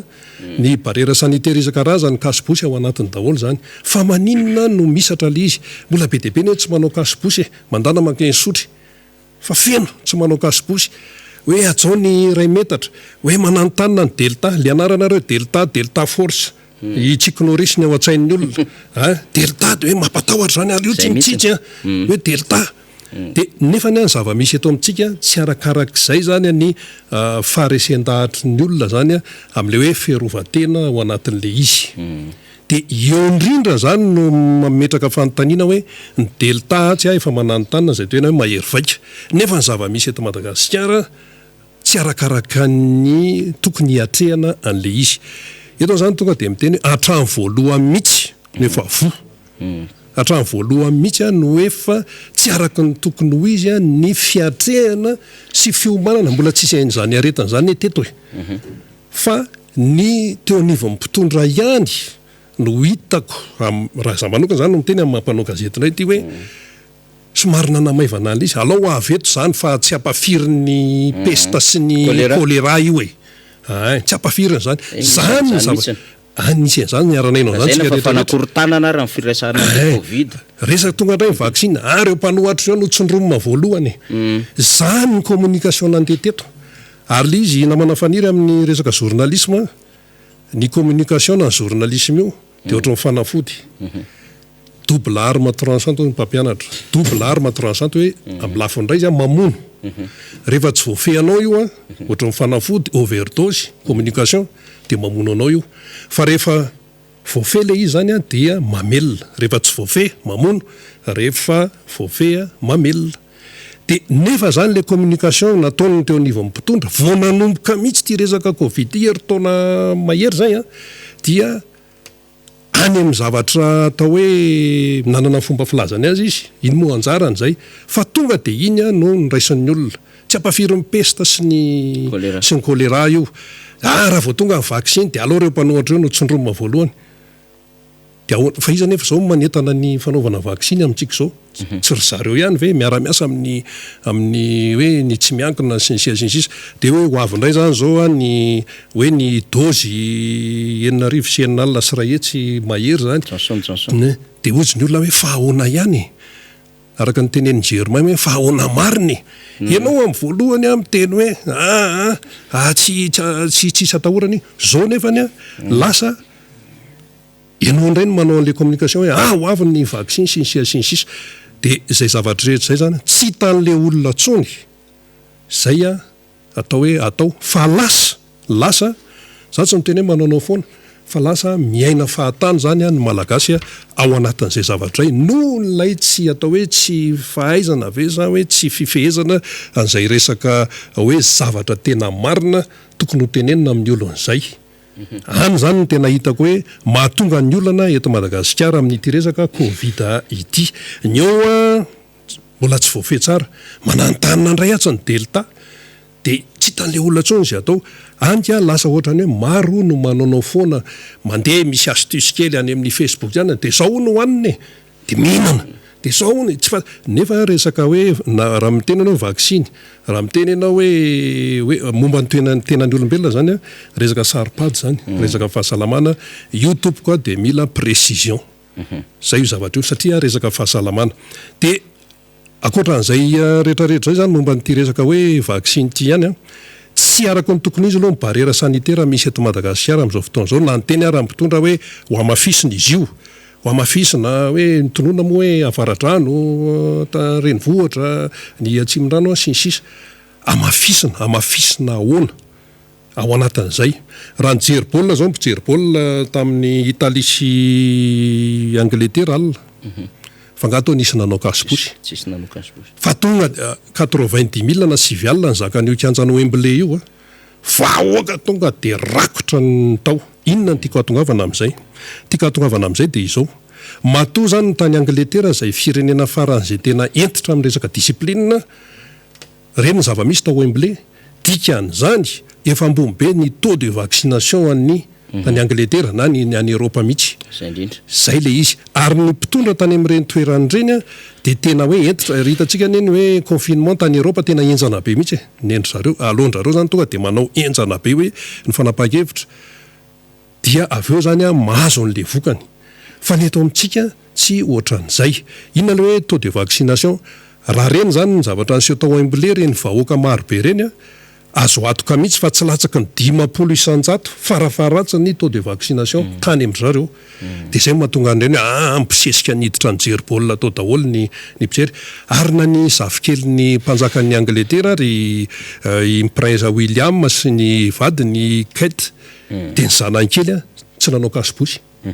satria ny endry zareo zany efa mipetraka tsara mihitsy ny matoa izy manao an'izay fepetra zay a mandray an'izay fanapahan-kevitra zay tsy manao kasiposy afaka tena miorakoraka sy ny sisa teny amin'ny tribune teny de efa trano voalohany azy nefa mandeha araka ny tokony ho izy ny fepetra izay tsy maintsy arahana zay zany ny zavatra tena hoe tsara ho mariana tsara mihitsy manaraka an'izay zany mba tiako amafisina koa amin'ity resaka covid ty eto amintsika de zao le hoe taremarika mivoaka za aloha mampanao gazety anazy za manokana tenako manokana de tsy resy lahatra amin'ny taremarika izay mivoaka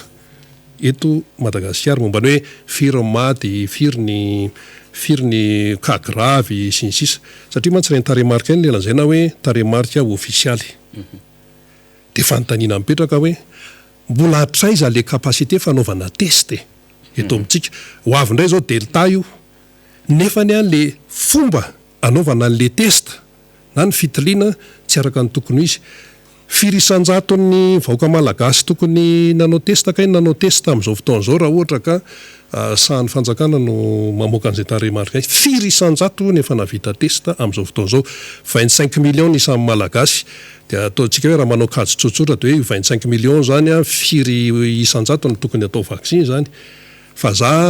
samy teny fa no mbola abotsiko ara le izy samy teny fa tsy mihoatra amin'ny 10 isanjato azo amarininy zany nefa nisy ny fanampiana avy any velany ary na ny transparency internationale raha ny teny hoe tokony hazava tsara amin'ny vahoaka malagasy eny ny nampiasana an'le vola matapitrisany dolara reny hoe inona mary taiza mahoana ny fampiasana an'le vola satria raha hoe nandeha araka ny tokony izy zany ny fampiasana an'izay ary de tokony hoe tsotran'izao ny résultat fa ny olona manao vaksiny mbola vitsy tamin'ny président Ravalomanana nanao vaksiny tary Andraharo Nations Unies tao amin'ny Nations Unies de niteny tao ny mpiasa tao hoe avoavy nanao vaksiny président Ravalomanana sy madama nanao Ravalomanana zany tamin'iny fotoana iny de nitombo be ny olona tonga nanao vaksiny tenenindry zareo tao zay zavatra zay dikan'izay zany ilay fomba fanaovana n'ilay communication ao anatin'le izay ataondry zareo mpitondra de niteraka ny toe-javatra amin'izao fotoan'izao ho an'ny Algérie tompokoa dia miaina ara-dalàna ry zareo namana malagasy any no miteny fa ny tany Algérie zany de enjana be mihitsy ny fandraisana bepetra voananompoka ny eto amintsika moa de hoe tsy ampafirin'ny choléra sy ny peste de hoe zao ny vokany lasa manentsy tara foana amin'ny fandraisana fanapahan-kevitra iza nefa no enjarana vokatra zay rehetrarehetra zay ny vahoaka malagasy tsy akanavaka no mizaka ny tseranyaina eo ny vidim-piainana de tiako ny aretina tsy maintsy atrehana dia mampalahelo ny atao hoe zavatra iainan'ny malagasy ninninona fanazavana aloha de zay no zava-misy iainantsika ya efa maraparina moa tsika rehefa avy eo zany ry na Rabe Mananjara fa nazana zany ke ny zava-misy teto amintsika de misy aloka politika foana ny amin'ny fanapahan-kevitra rehesan'ny fanjakana sy eo ihany koa le fahatahorana indraindray le mety hoetsika kely samihafa satria raha na tsy arotsika de misy somary efa fietsehana kely matetetika tamin'ny taona 2024 iny satria manomboka miteny samy teny lay vahoaka ary manomboka mitrotra eny amin'ny sehatrasa zay misy azy samy hafa teny de sauvé par le gong tsy hoe inona moa zany le izy fa de hoe nisy tampoka am'le covid-19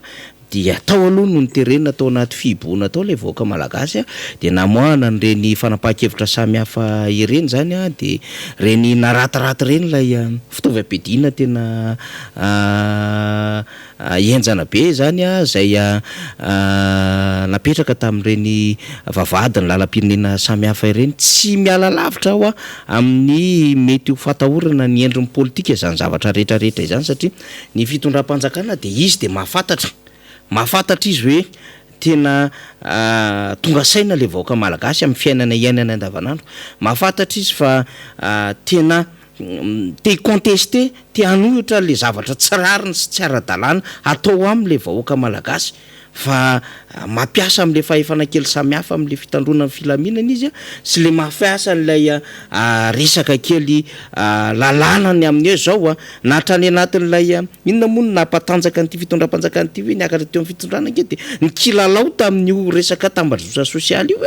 nanao serasera ny tao anatin'ny tambazotra sosialy zany fitondram-panjakana zany sy mipanohana azy de rehefa nisehatra tao anatin'io zareo nalalaka izy tamin'ny fanehoan-keviny sy mifanaovana kisarisarin'olona sy ny sisa ohatra zany fa rehefa tonga izy am'izao fotoana zao de mandeha le tsikera sy ny karazany dia izy indray no matahotra de firifiry moa zany reo azo lazaina hoe mpisehatra anatin'ny tambazotra sosialy sy reo zayamikirakirana am'zara vaovao tena feheza mafy mihitsy ao anatin'le resaka cybercriminalité tsika tsy miteny hoe manaova ny zavatra tsy ara-dalàna na mitenitenena foana ho an'ireo zay manao izany fa ozytsika fotsiny hoe raha mbola misy irika zany ho ataon'ny fitondram-panjakana hangezaina zany an'le vahoaka te hitrotra te hiteny de ataony zany rehetrarehetra zany fa zany mozytsika hoe mifangaro amina resaka covid-19 daholo ihany zany hoe am'le resaka faniboana io mba ahafahana zany manitika kely ihany aloha zany ny vava sy ny tongotra tsy hetsika ho an'izay mety mieritreritra an'izany parenthèse zay Rina Arabe Mananjara miazakazaka amin'ny fotoana tamin'ity an'ity dia ianao ngamba mety marana azy am'izay fa dia isorina aloha zany ny mpiaino sy ny mpijery atsika ny teknisiana de efa manao ny ezaka azotsika tsirairay avy isa-tokantrano ny fahazona ny miara-manonja ary dia isy ihany koa ny famerenana zany rediffusion amin'ny fahazotsika zany ara-dalàna zany somary nisy olana kely teo amin'ny connexion de zay ny nahatonga an'iny hoe tamin'ny vatana tamin'ny Facebook iny de somary nisy tapaka ny fandraisantsika azy fa mihitsika fa tokony fiverina am'loana zany tsy avy aty amin'ny miara-manonja zany rehetrarehetra zany fa manome fotoana indray zany ho an'ny rapitso Rina Arabe Mananjara mbola hanohy de amarana azy amin'ity fandarantsika ity. Eny ary toko lasa tompo avy tsy maintsy misy moa ny famaranana ny fotoana ary tezay ihany koa ny antsika namarana nyity miara-manonja tamin'ity fotoana ity rapitso dia mitohy ihany zany miara-manonja zany ary de efa tsidika sady fa anisany noresahanao ohatra ny rity resaka tsy fandriam-pahalema an'ity